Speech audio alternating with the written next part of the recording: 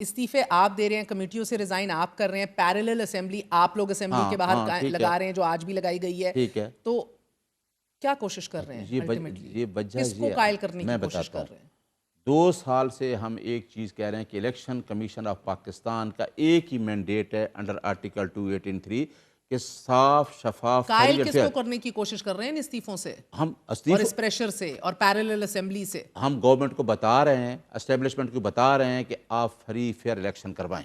جو خان جنگ لڑ رہا ہے وہ بہت لمبی جنگ ہے، جو وہ 78 سالہ نظام کی بات کرتا ہے، وہ جو حقیقی آزادی کی چھوڑے نا بات اس کر رہا ہے۔ جنگ کو، وہ جو اب میں تو بات کر رہی ہوں اسٹریٹجی پہ سر، وہ تو کہہ رہے ہیں کہ ڈرائیور، پرکس، تنخواہیں، گاڑیاں سب کچھ واپس کرو، سب کچھ، اور اب دیکھ لیں کتنی جلدی یہ واپس ہوتا ہے سب کچھ، استعفے تو آ گئے۔ آج اس نے کہہ دیا ہے خان صاحب نے کہ آپ اپنے آفیسز بھی چھوڑ دیں، گاڑیاں بھی چھوڑ دیں، پرکس اور پریویلیج جو بھی ہیں چھوڑ دیں۔ اگر رانا ثناء اللہ یا آپ کے کوئی اور حکومتی بینچز سے اٹھ کے اعظم نذیر تاڑ صاحب آ گئے، صدیقی صاحب آ گئے، عرفان صاحب آئے، باہر آ کے آپ سے بات کریں گے کہ پھر آ کے بیٹھیے، تو آپ راضی ہو جائیں گے؟ نہیں، کبھی بھی نہیں ہوں گے۔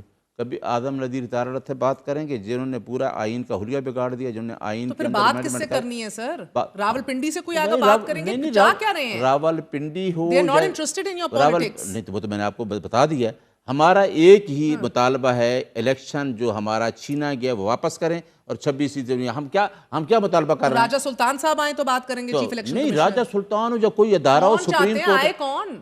ہم تو جو وقتی گورنمنٹ اسی سے بات کی جاتی ہے نا۔ میں جب کہہ رہی ہوں ان کے بندے باہر آئیں گے تو ان سے انگیج کریں گے، بیٹھنا تو انہی کے ساتھ ہے نا پھر سے۔ نہ کیوں بیٹھیں گے؟ وہ الیکشن اناؤنس کریں۔